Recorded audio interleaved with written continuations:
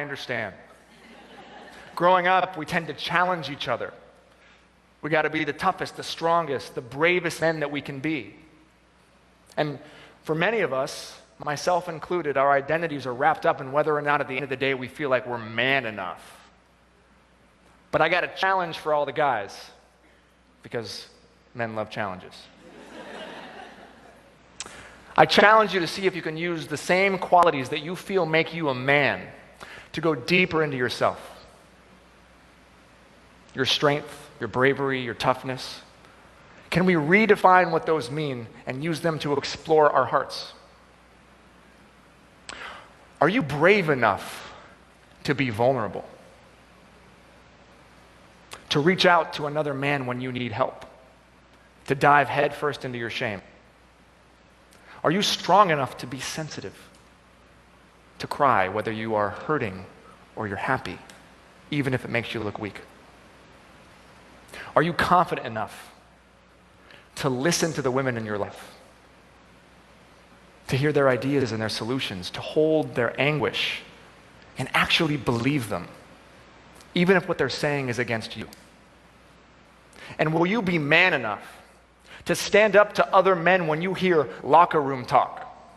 When you hear stories of sexual harassment, when you hear your boys talking about grabbing ass or getting her drunk, will you actually stand up and do something so that one day we don't have to live in a world where a woman has to risk everything and come forward to say the words "me too"? دوستان به برنامه روانشناسی خودمانی خوش آمدید. من دکتر نلی فرنودی ظهیری هستم و امروز در کنار همکار عزیز و گرامیم خانم روما کترپال این موضوع بسیار مهم هشتگ میتو یا من هم آری یا به زبانهای مختلف این موضوع و سوژه در تمام دنیا گفتمان میشه. این رو قرار بررسی بکنیم از دیدگاه روانشناختی، روانشناسی، فرهنگی و چارچوب صلح پروری. به برنامه روانشناسی خودمانی خوش آمدید. Roma, dear, it's such a pleasure to have you on Mom's show. Thank you. It's a pleasure to be here. Thank you so much, Nelly. So we just watched this clip together, and I have to say, every time, this is probably the 10th or 15th time that I'm seeing this clip, I get goosebumps. I am inspired. I want to jump out of my seat and say, yes.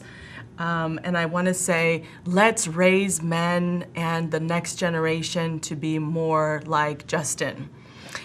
Justin Boldini is a social entrepreneur, an actor, and someone who's taken a risk, courage, to step up and to talk about this. And not only to talk about it, but also to invite other friends, other men, other he for she's to step up to the plate and say, you know what? Enough is enough. Your thoughts, Roma? Enough is enough. Enough is enough. You know, it really is true, because I think that we have spent so much time, an excess amount of time, wasted on not coming forward, an excessive amount of time debating whether or not we should, and the shame that'll bring, and the guilt and the doubt, and I think for women, moms particularly, and women in general, the effect that that's going to have on everybody around us. So I think, you know, when we think of those intimate feelings that women have that are circled heavily around guilt and doubt and fear, then we hold ourselves back. We shut up. We don't talk about it. So I think what Justin has done here is not just he's matched this movement, right? This movement of hashtag Me Too. He's matched it, inviting men to step up to the plate, inviting them to be part of this movement, so that we can actually ease this up, and we can bridge this gap that we've had for generations, which I have to say, I see progressively, slowly inching towards the better for women. After all, these women movements started, you know, some 100 years ago. So as we inch our way to equality, I think this hashtag Me Too movement is a wonderful way to have our voices be heard and also Justin's voice and inviting men to participate, to have the courage, the vulnerability. That to me is a fabulous invitation for a step into the future for women. Because vulnerability, after all, is empathy. It cultivates empathy. So when we have men who are willing to be courageous enough to be vulnerable, they're actually opening up the gates of empathy and connection. And we know from a PeaceLearning, conscious parenting perspective that connection is key to growth, to healthy living, to mental health, to integration, and a well-integrated life. So what do? We try to cultivate, galvanize, and bring in these values and these beliefs and these ways of thinking, this mindset from the bottom up. So it starts with parenting. It starts with the marital relationship or the relationship between partners, two partners in the family, respecting each other and having more equanimity. So just to translate a bit, در چارچوب برابری، تساوی و احترامی که در زناشویی و یا در رابطه دو پارتنر در خانواده صورت میگیره، اگر این برابری و تساوی و این فرهنگ برابری در خانواده نباشه، اگر حرمت برای زنان و مردان در خانواده نباشه، اگر حجاب اجباری باشه، این اولین قدمی هستش که در چارچوب مبارزه با پرورش صلح والدین دارن قدم برمی‌دارن بدون اینکه خودشون بدونن، بدون اینکه خودشون آگاه باشن. اگر اجباری باشه حجاب، اگر پوشش برای زن اجباری باشه، زورکی باشه، با زور باشه، با قلدری باشه، این اولین قدمی هستش که میتونه در تخریب رابطه یا اون حقوق تساوی، حقوق انسانی زن در خانواده مشکل به وجود بیاره. بنابراین در این چارچوب اینجا اولین قدم رو برداشتیم برای اینکه بکوبیم زن رو، برای اینکه زن رو به جایی ببریم که بهش بگیم تو یک به اصطلاح چی میگن، یک شی هستی. To in the context of women who have to wear hijab, who have to cover up. If that's something that is practiced in the family system, that probably sets the tone for that domination, the power, and for women to not... And inequality. And inequality. Yeah. So you're very familiar with the Middle East and the Middle East culture. Give us the cultural perspective, because it's huge. It is subtle, but it's huge in understanding where all of this begins. Okay, where does this begin? The men thinking and feeling that they have the power and the authority to do things to women, right? Yes. So I think this starts with parenting. And I honestly believe that if at birth, in the culture, we're talking strictly, the cultural aspect of it. If at birth we looked at, the boy and the girl that's being born as an equal gift, then I think that completely changes the trajectory of things like this to happen. In our cultures, unfortunately, oh, it's a boy. We have this, wow, it's a boy, because then that's considered a continuation of the lineage of the family, whereas for a girl, she's going to go away in the culture and she's going to adopt a different family name and she's going to go into another family. So there's a sense of hierarchy that is planted very, very early on at birth. And what a disservice to this movement of oneness and consciousness and equality and also the human values of empathy and compassion.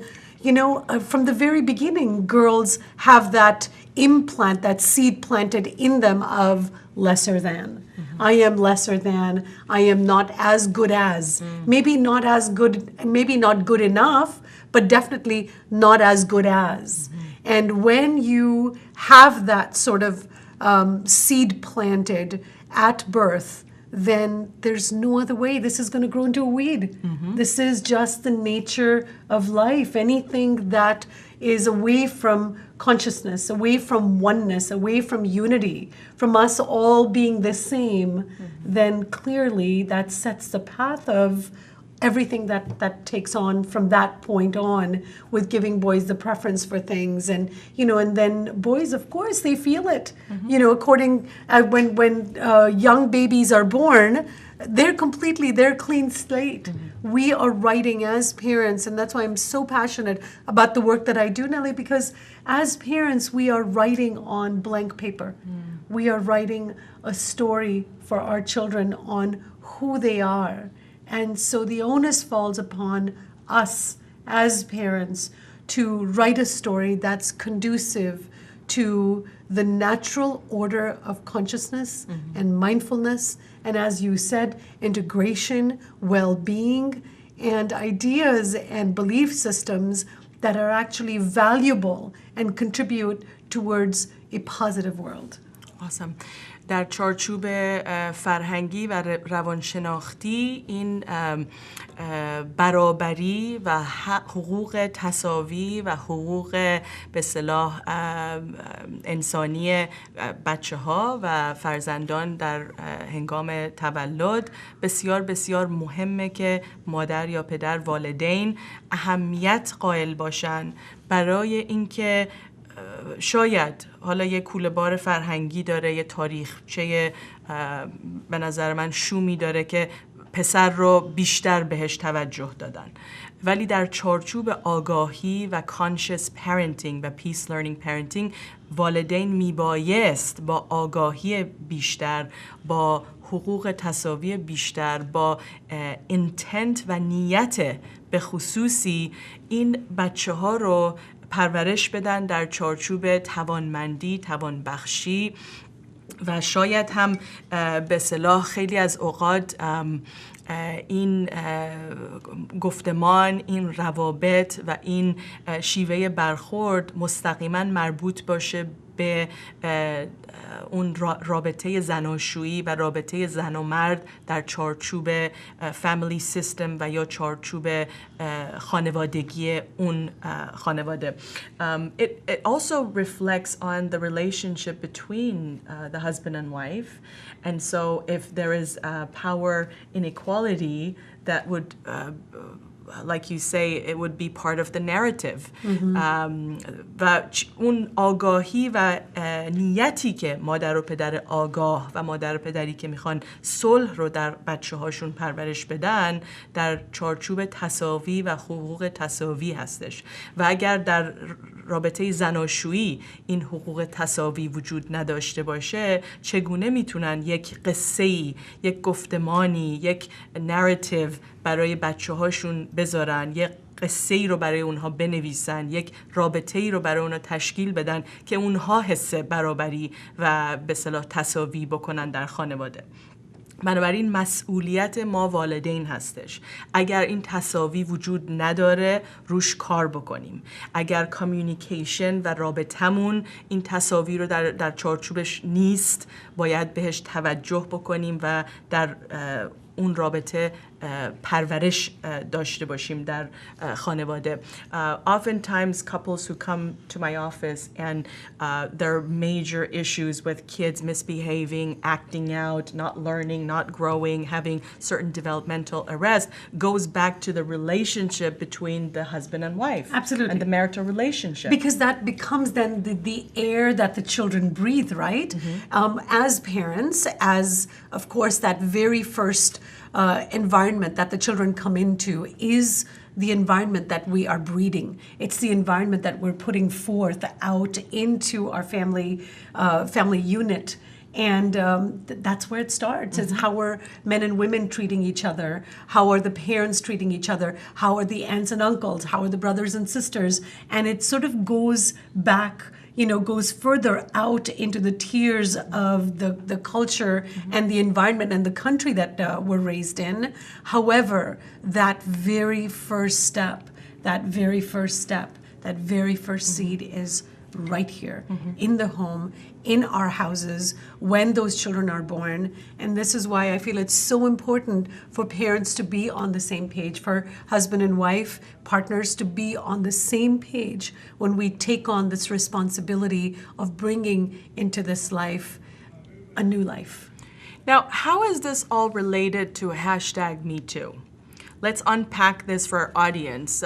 برای خیلی از شما که به حرفای روما کترپال که نویسنده کتاب The Perfect Parent هستن و یکی از به اصطلاح پیشکسوتانی هستن که در چارچوب پرنتینگ فعالیت میکنن و وبسایت Tools of Growth رو دارن که بسیار مطالب جالبی پابلش میشه و میتونین دنبال بکنین ایشو رو.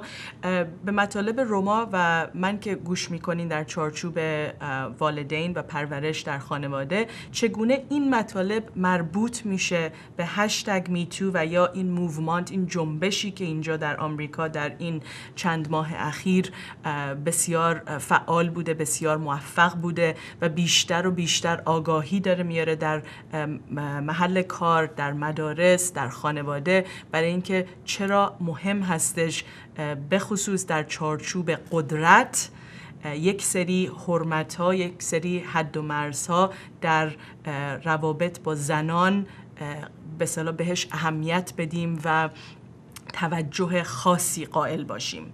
How is the parenting or the conscious parenting, PeaceLearning parenting content related to #MeToo? So if you think about the progression of what happens, we started with the first seed that's planted with, the boy and girl difference right at birth. So that's the very first step where, a girl is lesser than, a boy is better. And then that, of course, goes into, as kids get older, into the freedoms that they have. Girls have less freedom, boys have more freedom because girls can't take care of themselves, boys can't take care of themselves. There's more to risk with girls and less to risk with boys. So there's this gender inequality that becomes apparent more and more as the children get older, and heavily in our cultures, even with the things that are bought for children. You buy more for the boy and you give in to the whims and the tantrums that they throw, and that's part of the culture, and we see that naturally as part of the culture where boys are allowed to be a little more boisterous and girls are supposed to be more tamed and more just more timid. And this creates not just a personality difference, but this sort of forms the foundation of that gender inequality that then goes into teenage years, as I said, and then into adulthood. And women are wired to check in. They're always wired and close to their core. That's a natural part of who we are as women, as moms, as we run the household, as leaders of our family unit in the responsibilities that we have. So we're more dialed in that way. And boys and men, they function more at the surface level. And this is a calling, as Justin said, this is that very strong calling for men to take that step inwards, to check with their intention when they make those comments, before they make those comments, so that they can then catch themselves and ask that big question, am I being of service to humanity, inequality? Am I treating as I would like to be treated? Absolutely. And just like parenting, the perfect will not be perfect. It's perfectly imperfect. So if 20% of the times the men and women are having instinctual, reactions or animalistic thoughts, and the drive is coming from a place of non-human, we understand. And we just hope that you are aware of it, that you observe it, that you allow it to pass by, and you're aware of your awareness and consciousness. And if your intention is pure, if you're doing great 80% of the times, if you're treating the women and sisters and female friends in your life with respect, with dignity, with integrity, with sexual integrity, 80% of the times, listen, The 20%, it's a peace learning adventure and experience for you. So you're just going to have to learn about those decisions and choices you made and failed, your epic fails in the 20% zone, and to learn from it, just like we do with our peace learning parenting. And so we're not perfect. I mean, I have to say I'm not perfect. Many times if I see a really handsome male, I have something or some energy gets triggered or something, This is the yin and the yang, right? Of human nature that, as a gender, we are different. Yeah. We are different. So yes, there's going to be, and women have that sensual attraction. That's just by nature just who like we men are. do. Yeah. That's why, I was talking to my husband this morning, and he said, what time did you wake up? And I said, I woke up at this time. And we were talking about, I said, I need about an hour to get ready. And he says, oh, how can you ever cut that time down? You could have slept more. And I really actually thought about that. As women, we do all of this. We do the hair, we do the makeup. And, it's not like men where we just get up and go. So there is an established difference in our appearance. There is a natural, not just established, there's also the natural difference in our appearance. And we like to get ready, and we like to, if someone asked me that, from this moment on, go out with your next interview with Nelly, just go with no makeup, don't do your hair, it would take me some rewiring to adjust to that. Similarly, it's going to take a lot of rewiring for men to adjust to their natural calling of the comments on the attraction, on the beauty that they are attracted to, and that they make a comment because of that. So I think and there's a difference. There's a difference between looking, enjoying, perhaps experiencing some joy, admiring, and crossing boundaries. So the minute where an individual, whether male or female, crosses a boundary and decides to behave in a way that violates the other person, they have crossed the boundary of sexual integrity.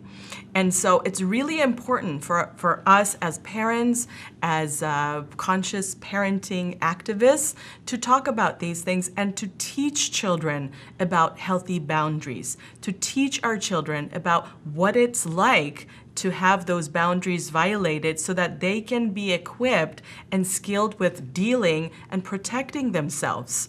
So what's appropriate, what's inappropriate, what's within normal sexual developmental stages, and what's outside of that. I think having those conversations early on allows our children to be equipped and to have confidence growing up within their sexual developmental stages, knowing that, okay, so my body is developing, I'm having these feelings, there are these things called hormones that make me feel this way, and that's totally okay and normal within certain parameters of health and mental health and integration. Some of these behaviors can be completely normal and can be enjoyed.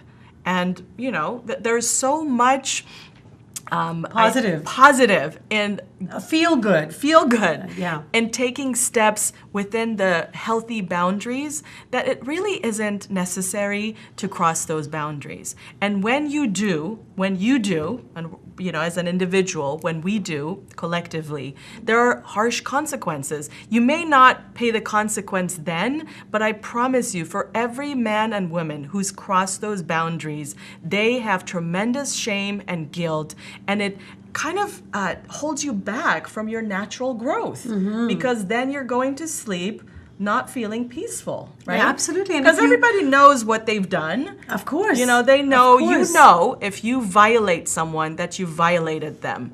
And it could be just as slight as killing an ant that you really didn't have to. Right. And that very first step, if you think about the breakdown of where the slip is, right? It's where did they cross that line? Where does human nature cross that line? And that falls under expression, is the words that come out of our mouth, the words that we use to express the feeling. That there is the doorway to either, and we're talking specifically here, #MeToo, that is the door to equality or inequality, success or failure.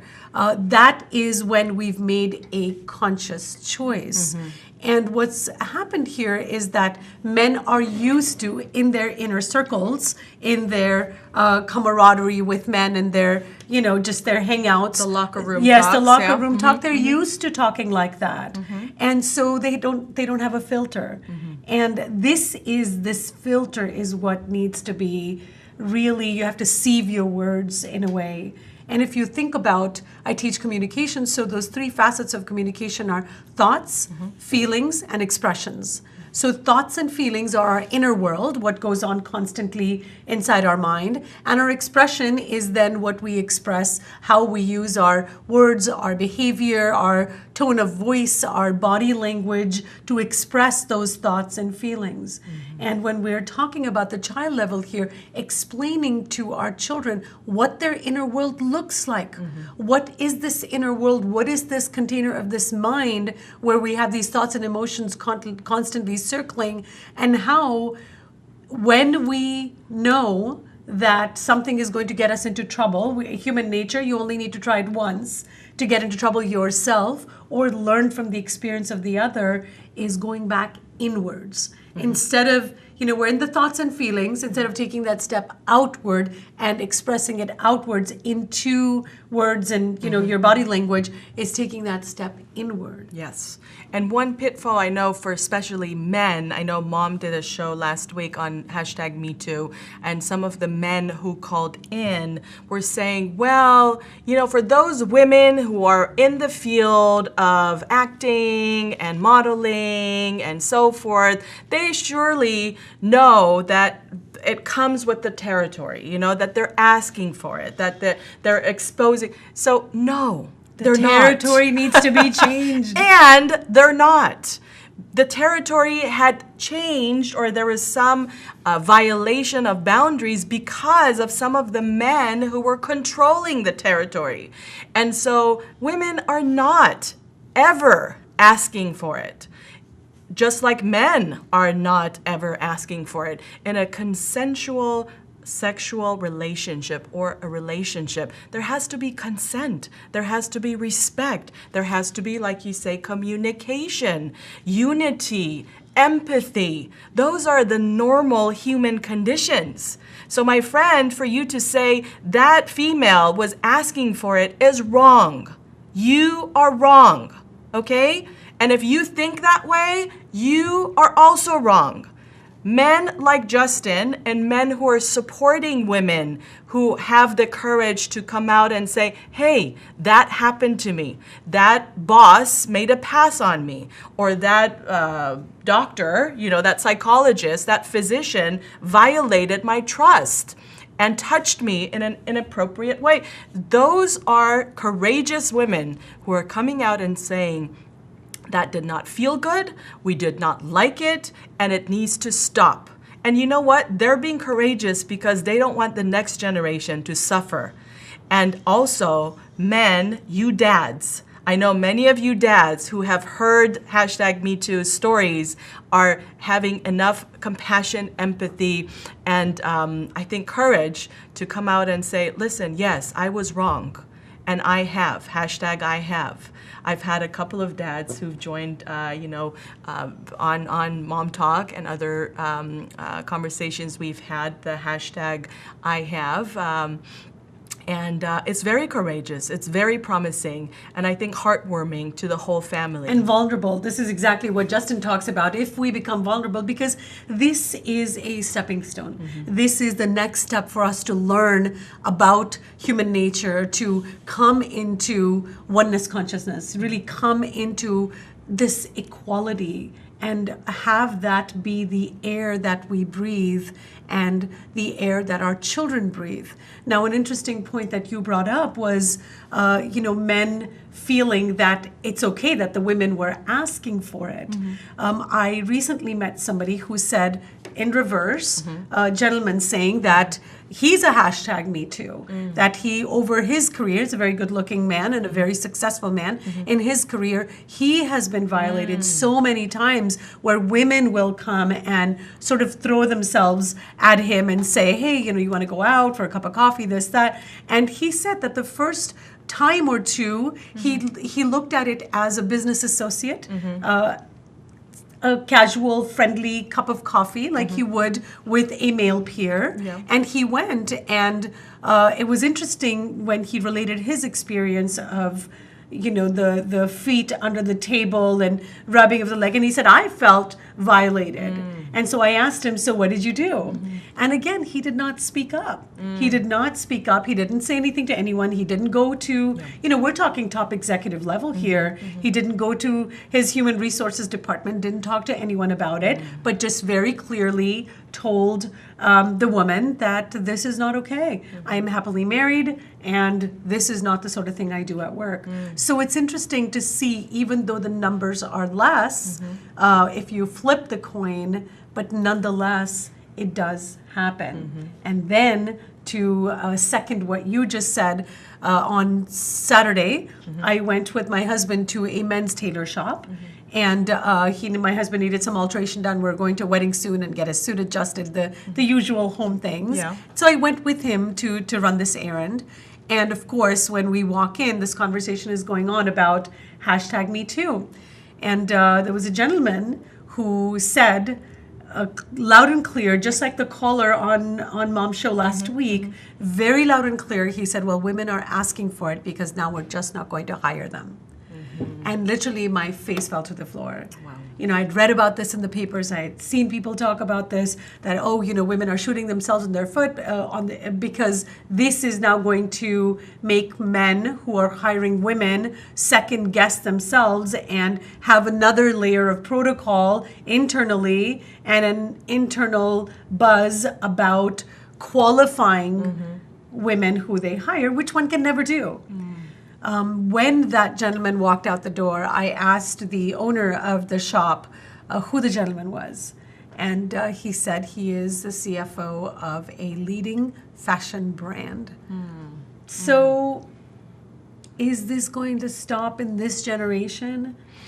I hope so. I hope that the future is hopeful. I hope that those courageous men who are especially in leadership, especially in positions of hiring, especially in positions of managing HR and some of these stories, have courage to step it up, to make a conscious effort to cultivate equity, equanimity, and moving towards the 50-50 sort of vision and having more equality. And frankly, I think if we hear those stories as people in conscious media like yourself, Roma, I love that you are courageous enough to talk about these stories, to raise it up, and to share so that those companies and those people are exposed, because it's discrimination, and if you're in leadership and you're discriminating, whether it's against color or race or gender, it is discrimination, and it needs to stop. We are living in the 21st century, and none of this really needs to be active. Yes, yes, absolutely. And I think what this has also inspired is a political view on this. How are we going to set policies in place to not just protect women, because that again is a word where we can't protect ourselves, but how can we set policies that will further what needs to be done when these type of social movements start. In France, they actually have a gender equality minister. And I found that fascinating that they've taken this forward step in, how are we going to handle this? And the minister was talking about, it's a female, she was talking about fining for catcalls on the street, reducing the number of call outs to women, the flirts and the remarks and the, the sexual innuendo in language that happens on the streets when you see a pretty woman. And she said, we're going to start fighting for that. Perfect. And so I thought that was so interesting because you're really weeding this out as a grassroots effort, Awesome. Yeah, we need that. We need that here. How do we start? How do we I start know, that? right? Yeah. Within the political system, we got to replicate. If a system is working and it's doing good, we got to galvanize and cultivate and bring it here. Well, we have to think of who's leading our political system right now. They're not going to be on board. Yeah, well, grassroots though. But this has to start somewhere. People like Justin who have actually expressed and gone out in public and said, men, this is what we need to do, because men will have to rewire themselves. This is not going to be easy for men. This is not an easy ride. This is a huge calling for them to go inward. This is a huge calling for them to become conscious, and it's going to take some effort. So, talk about empathy and compassion. As women, as partners, we need to help our men get there, and we need to plant fresh seeds for the sons that we're raising. Awesome. And we can also come alongside our sisters and our friends and colleagues and coworkers that sometimes perhaps we find their behavior not so appropriate within this context. I think there's nothing more valuable than those friendships within, let's say, colleagues who work together. So if we see another sister, acting perhaps a little inappropriate or making, take a chance, like have courage to talk to that sister about it and say, just in a very loving and coming from a place of love and care and compassion to give feedback to those coworkers so that there is sexual integrity at work, in school, at home, and we are keeping the dialogue, I think, fresh and alive. That's really important. I think part of this, just like any other issue, the stigma, the shame, the guilt, the fear, many families are afraid about, they call it witch hunt, or they call it inappropriate, whatever, dialogue within family. I disagree. I think there's nothing more appropriate than having these real conversations with our kids.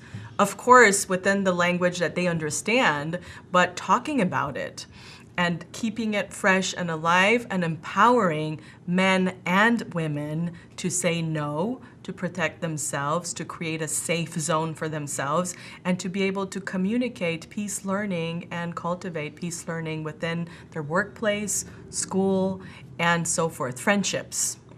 And if we don't feel safe within a friendship, to take a risk to actually talk about it. Of course. Nelly, let me pose a scenario to you, and please give me your views on this. Sure. And I know 4 different families who have young girls that were sexually invaded in some way or another in the school system. Through, one was a female teacher, and the other 3 cases were young male teachers.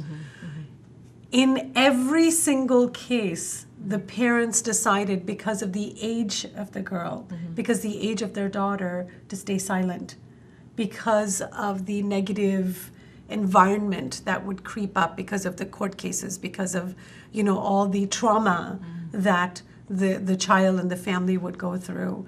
What is your opinion on that? Of course, each case has to be observed, and you got to get a lot of information before you create a strategic plan to help the child. It's always, the focus is always on in the best interest of the child or the youth or the teenager, and so there are many dimensions to making those decisions.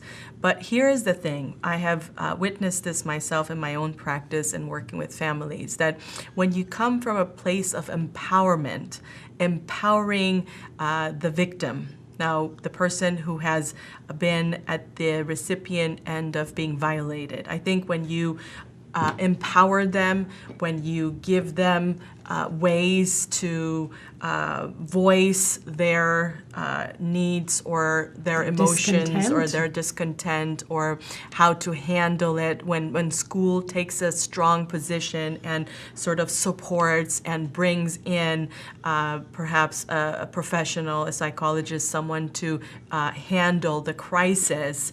In those situations, I have seen a lot more growth than when the family or the school decides to keep quiet about it. Of course, every case and every family and every child and every youth is different, and so you have to consider all the different angles and dimensions to making those decisions. But I have witnessed when there is an active role, whether it's leadership from school, the psychologist leading the crisis management team, as well as the child or the teenager or the youth or the teacher being empowered to, be seen and be heard, and given a position of leadership on how to protect other kids or other youth or other victims. That's always been a huge opportunity for growth. And so it's always interesting to see. Very interesting. And progress. I asked, one of the parents were in a consult with me, and I asked them why they didn't speak up, considering that when you speak up, you are lowering the risk of this happening again to some other child. And as a parent, when we can feel that pain, when we can feel that angst, we don't want any other child to go through this. And their answer was on point. They said, we told the authorities, we told the principal, the school district knew, and that teacher was not only expelled, but also no longer can teach. They're completely out of the school system. This, that, the school did what they needed to, and yet we would like to maintain our privacy so that this doesn't become a shame for our child, for our teenage daughter. And interestingly enough, it's probably those group of girls that didn't say anything then that are adults now that are hashtagging Me Too.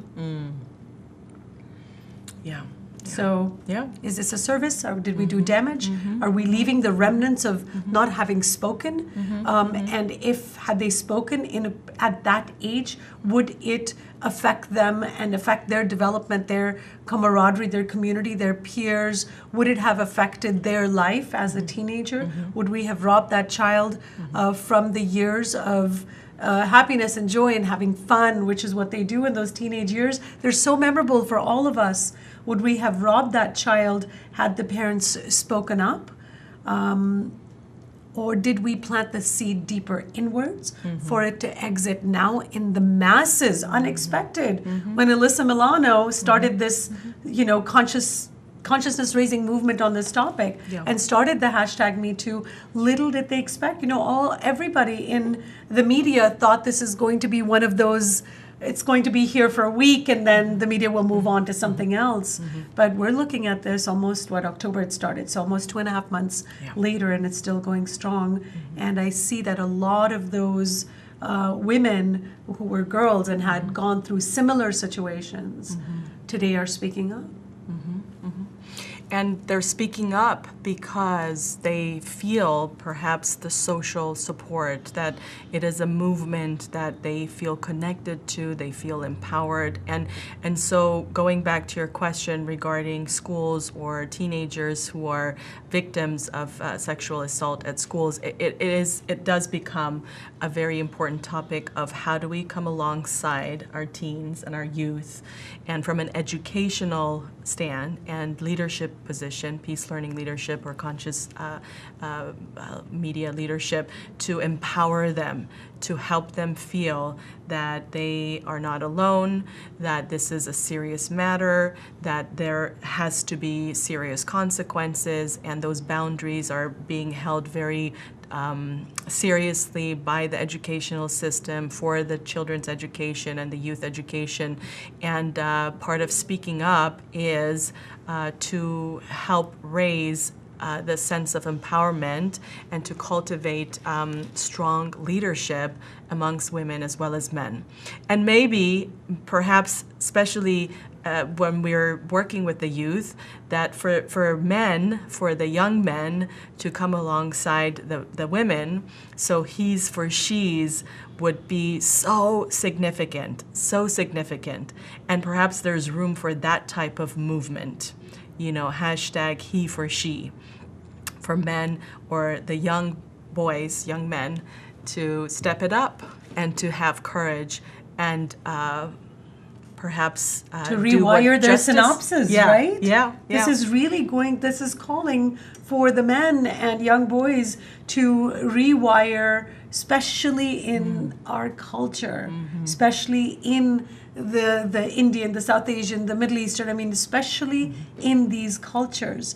And when we look at the intensity and the enormity of what goes by in our culture unspoken, the stories that are so under the radar when it comes to women going through this with their family members. Now that's a huge part of the culture as well, is you don't want to create a rift. In the Western families, women are more vocal when they go through this, or their children go through this, they are more vocal.